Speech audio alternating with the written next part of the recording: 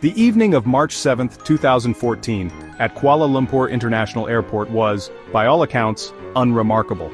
The sprawling terminals buzzed with the familiar cadence of global travel passengers hurrying to gates, the murmur of announcements, the clatter of luggage wheels on polished floors. It was a scene repeated countless times a day at major international hubs across the world. Few, if any, would have paid particular attention to the preparations for Malaysia Airlines flight MH370, destined for Beijing Capital International Airport. The flight was a regular overnight service, a popular route connecting two bustling Asian capitals. As darkness settled over Sepang, the ground crews went about their duties with practiced efficiency, fueling the aircraft and loading baggage, unaware that this particular departure would soon become an event of unprecedented aviation mystery, etched into public consciousness for years to come. The passenger manifest for MH370 was a diverse assembly, reflecting the international nature of modern air travel. Among the 227 passengers were citizens from 14 different nations, though the majority were Chinese nationals, many returning home after holidays or business trips in Malaysia. There were families with young children, seasoned business travelers, and tourists eager to explore new destinations. Each individual carried with them their own stories, plans, and expectations, all converging on this single flight.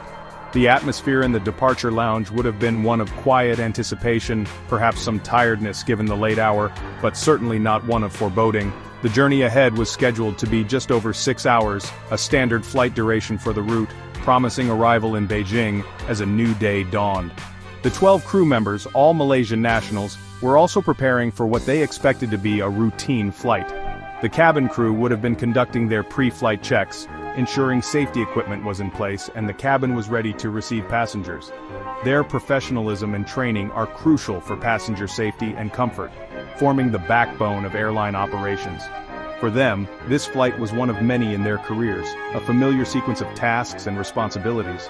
The notion that this particular aircraft, this particular flight, would deviate so catastrophically from the norm was beyond anyone's imagination, as the boarding process commenced under the bright lights of the KLIA terminal that Friday night.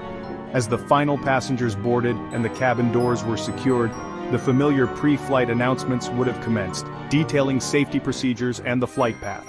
The energy within the aircraft would have been a mixture of settling down for the night flight, some reading, others preparing to sleep, the low hum of conversation punctuated by the gentle sounds of the aircraft systems.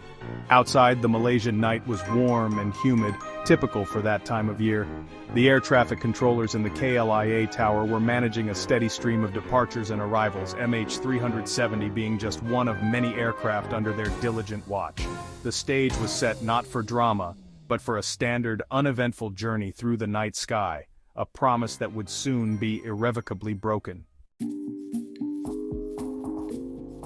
The aircraft designated for flight MH370 was a Boeing 777-200ER, registered as 9MMRO. The Boeing 777 series is renowned in the aviation world for its impressive safety record and long-range capabilities, making it a workhorse for many international airlines, including Malaysia Airlines. This specific airframe had been delivered to the airline in May 2002, meaning it was approximately 11 years and 10 months old at the time of its disappearance, a relatively common age for commercial jetliners. It was powered by two Rolls-Royce Trent 892 engines, robust power plants known for their reliability.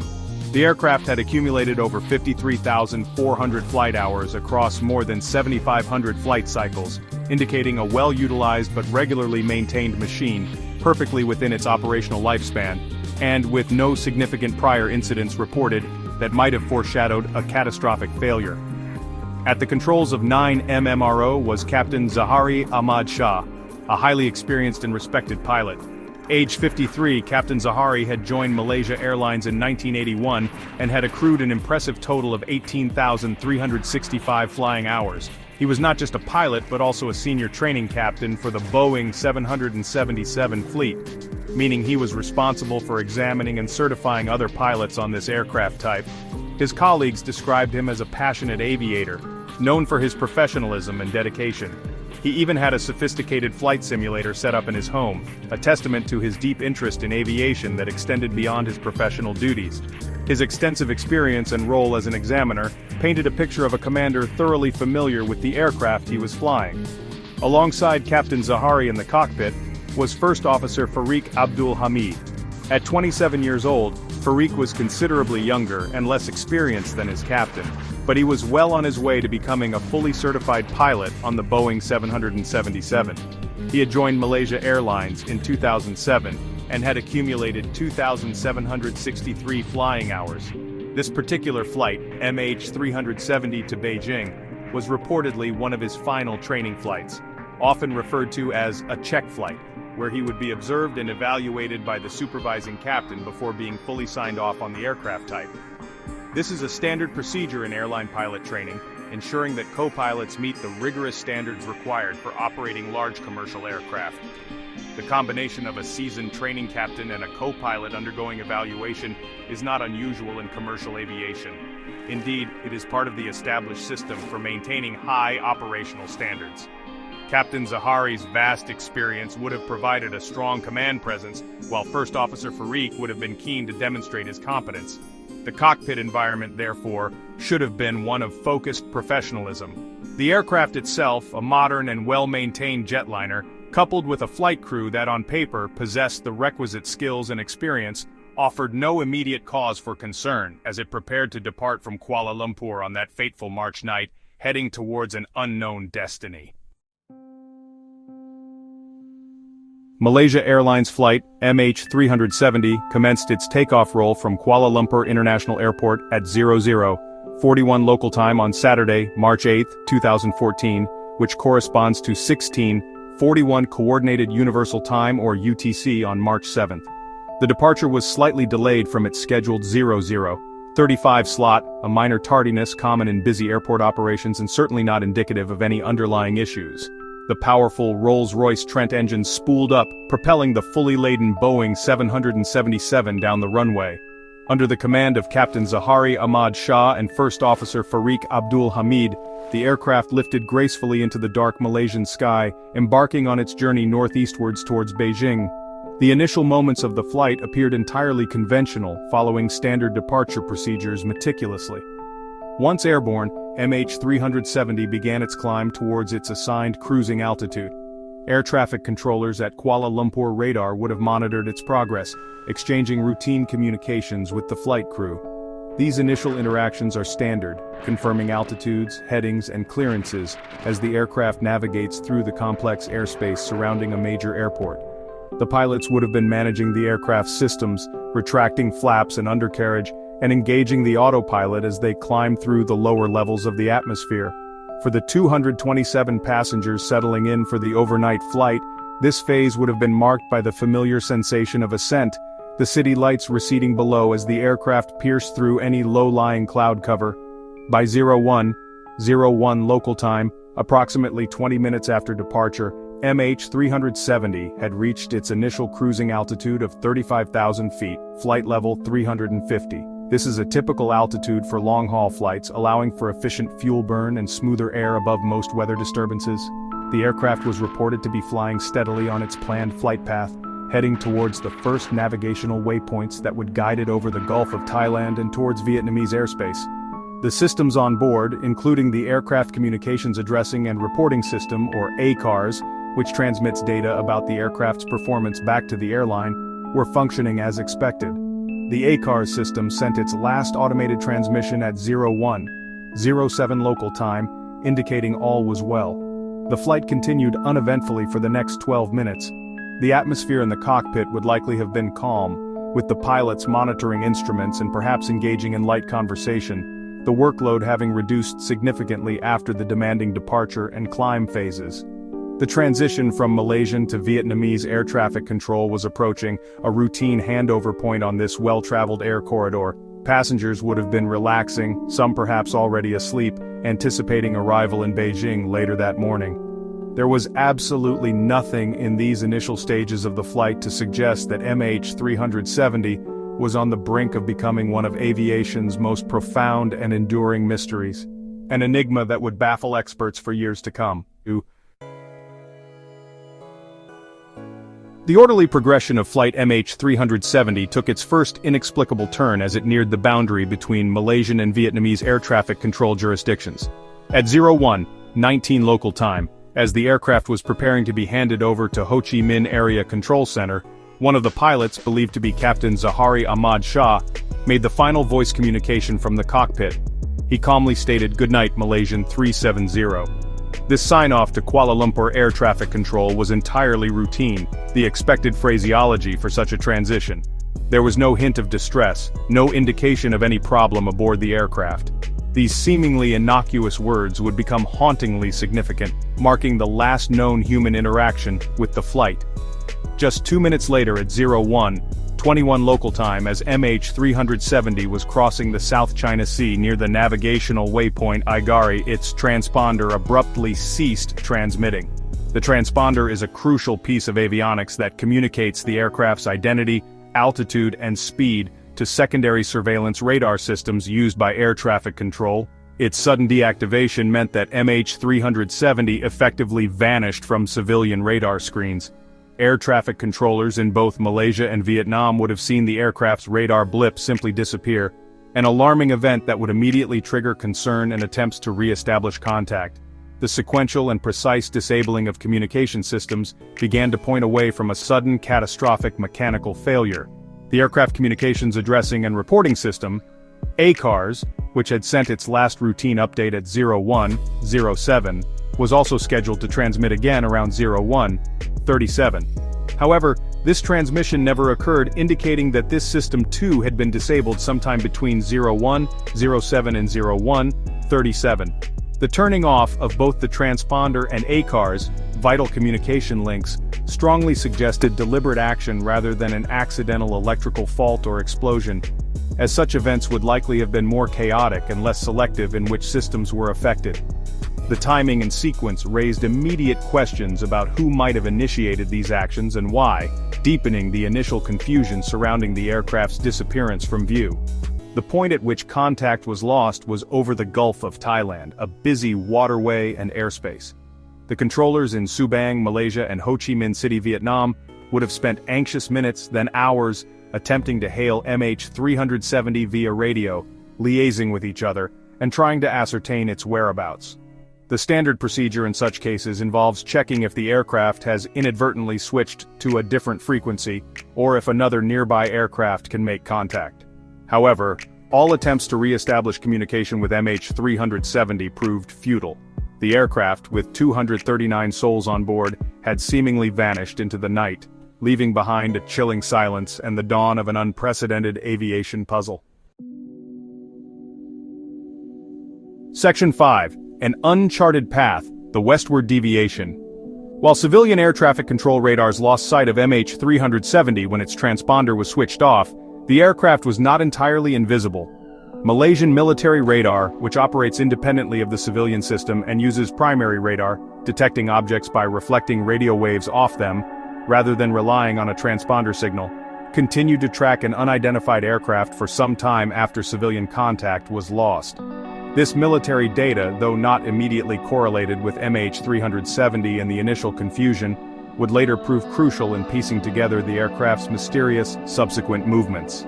The data revealed a startling deviation from its cleared flight path to Beijing, a deliberate and controlled maneuver.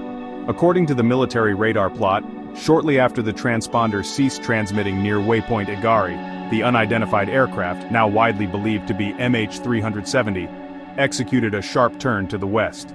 Instead of continuing northeast towards Vietnam, it veered back across the Malaysian peninsula, flying south of the Thai border.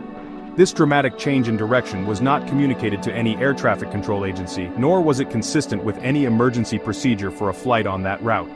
The aircraft appeared to navigate between waypoints, suggesting it was being actively flown, rather than drifting aimlessly after some catastrophic event. This westward turn was a conscious act, taking the aircraft far from its intended destination. The aircraft then flew over the northern part of the Strait of Malacca, one of the busiest shipping lanes in the world. Military radar tracked it passing south of the island of Penang, where Captain Zahari Ahmad Shah lived, and then heading northwest towards the Andaman Sea. The flight path appeared to skirt the edges of various national airspaces, perhaps in an effort to avoid detection, though this is speculative.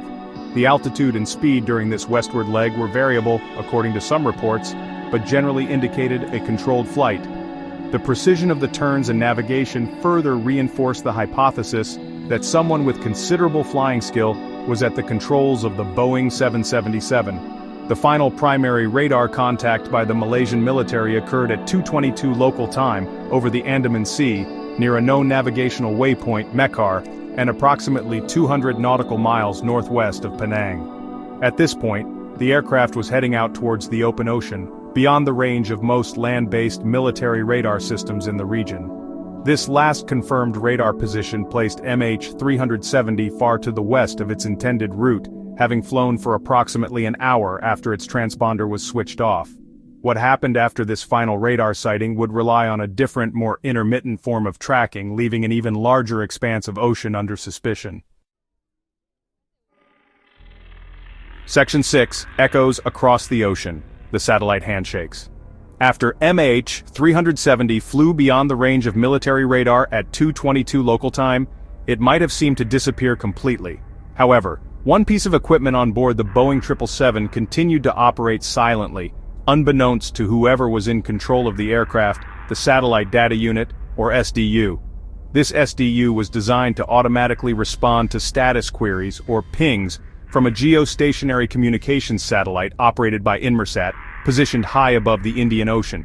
These pings, often referred to as handshakes, occurred roughly once an hour, and while they did not contain specific location data like GPS, they provided crucial clues about the aircraft's continued operation and general direction. The Inmarsat satellite successfully logged a series of 7 of these automated handshakes with MH370's SDU after all other communications had ceased. The first of these occurred at 2:25 local time, just 3 minutes after the last military radar contact, and the final 7th handshake was recorded at 8:11 local time, nearly 7 hours after the aircraft had disappeared from civilian radar and diverted from its course. An additional, partial handshake was detected at 8:19 local time, which engineers believe was initiated as the aircraft's systems were powering down, possibly due to fuel exhaustion. This indicated that MH370 remained airborne and operational for a significant period after its initial disappearance. Analysis of these satellite signals, specifically the burst timing offset (BTO) and burst frequency offset (BFO) values, allowed Inmarsat engineers and accident investigators to make groundbreaking calculations. The BTO data provided information about the distance between the satellite and the aircraft at the time of each ping, defining a series of concentric arcs on the Earth's surface where the aircraft could have been located. The BFO data, related to the Doppler effect caused by the aircraft's movement relative to the satellite, helped to determine whether the aircraft was generally moving towards or away from the satellite's equatorial position, thus distinguishing between a potential northern or southern route. Based on the assumption that the aircraft maintained a relatively consistent speed and altitude after the last military radar contact, and considering the amount of fuel it had on board, investigators were able to refine these arcs. The analysis strongly indicated that MH370 had turned south after passing the northern tip of Sumatra and flown for many hours over the remote southern Indian Ocean. The final handshake at 8:11 placed the aircraft somewhere along a vast arc in this desolate stretch of water, far to the west of Australia. This complex satellite data analysis became the cornerstone for defining the subsequent underwater search areas, shifting the focus from the South China Sea to one of the most isolated parts of the planet. Section 7. Navigating a Sea of Theories. What happened to MH370? The deliberate disabling of communication systems and the aircraft's deviation from its planned route quickly led to numerous theories about the fate of MH370. One of the most prominent and debated theories involves intentional diversion by one of the pilots, specifically Captain Zahari Ahmad Shah. This theory gained traction due to reports that data recovered from Captain Zahari's home flight simulator included flight paths plotted over the southern Indian Ocean, somewhat similar to the presumed final track of MH370. While no definitive motive has ever been established and his family vehemently denies such claims, the possibility of pilot suicide or a premeditated act of mass murder, suicide remains a persistent and unsettling line of inquiry for investigators and the public alike. Another early theory considered was that of a hijacking by terrorists or other unauthorized individuals. This was initially fueled by the discovery that two Iranian passengers on board, Pouria Noor Mohammad Merdad and Sayed Mohammad Reza Delavar, had boarded using stolen European passports. However, investigations into their backgrounds quickly indicated they were likely asylum seekers rather than terrorists, and no credible group ever claimed responsibility for the aircraft's disappearance. Furthermore, the extended flight path deep into the southern Indian Ocean does not align with typical hijacking scenarios, which usually involve demands, specific destinations, or political statements, none of which materialized in the case of MH370. The possibility of pilot incapacitation or a hypoxic event affecting the flight crew was also explored. This theory suggests that an unforeseen event, such as a sudden decompression or toxic fumes, might have rendered the pilots unconscious or unable to control the aircraft. In such a scenario, the plane could have continued flying on autopilot along its last programmed heading or a default heading until it eventually ran out of fuel. However, this theory struggles to reconcile with the apparently deliberate and precise maneuvers observed by military radar, including the initial westward turn and subsequent navigation, which imply conscious control for at least some period after the deviation from the original flight plan. Other less substantiated theories have also circulated, ranging from an onboard fire that disabled systems and crew, to the aircraft being accidentally shot down, or even more fanciful notions involving new weapons technology or abduction. However, the official investigation, led by Malaysia, concluded in its 2018 safety report that the change in flight path likely resulted from manual inputs to the aircraft's systems, but they were unable to definitively determine the reason for these inputs or who made them. The report also deemed a spontaneous mechanical malfunction as extremely unlikely given the evidence of deliberate system shutdown and controlled flight maneuvers. The lack of wreckage and flight recorders means all theories remain unproven, contributing to the profound mystery. Section 8, The Search for Answers, Debris and Deep Waters. In the immediate aftermath of MH370's disappearance, an extensive multinational search and rescue operation was launched. Initially, efforts concentrated on the South China Sea and the Gulf of Thailand, the areas where civilian radar contact was lost. As information from military radar and then satellite data emerged, the search area dramatically shifted, first to the Strait of Malacca and the Andaman Sea, and ultimately, to the vast remote expanses of the southern Indian Ocean, west of Australia. At its peak, the surface search involved assets from 26 countries, including dozens of ships and aircraft, scouring millions of square kilometers of ocean, but no trace of the aircraft was found during this phase. The first tangible evidence that MH370 had indeed ended its flight in the Indian Ocean came much later, in July 2015, when a piece of aircraft debris, a flaperon, washed ashore on Reunion Island, thousands of kilometers from the primary underwater search zone. Subsequent analysis confirmed it belonged to the missing Boeing 777. Over the following months and years, more than 20 other pieces of debris, suspected or confirmed to be from MH370, were found washed up on the coastlines of Mozambique, Tanzania, South Africa, Madagascar, and Mauritius. These discoveries, while heartbreaking for the families, validated the satellite data analysis pointing to a southern Indian Ocean crash site and provided clues about the aircraft's breakup, suggesting it was not a controlled ditching. Based on the Inmarsat data, a challenging and costly underwater search was initiated, led by the Australian Transport Safety Bureau, ATSB, on behalf of Malaysia and China. This phase utilized specialized vessels equipped with sophisticated sonar technology to map the ocean floor and search for wreckage in a designated area of 120,000 square kilometers. This underwater search, which commenced in October 2014, continued for over 2 years, becoming one of the largest and most expensive aviation searches in history. Despite the painstaking efforts and advanced technology employed, this extensive search failed to locate the main wreckage of the aircraft, and it was officially suspended in January 2017, a decision met with dismay by the families of those on board. Following the suspension of the official search, the Malaysian government entered into an agreement with Ocean Infinity, a private American seabed exploration company, to conduct a further search on a no-find, no-fee basis in early 2018.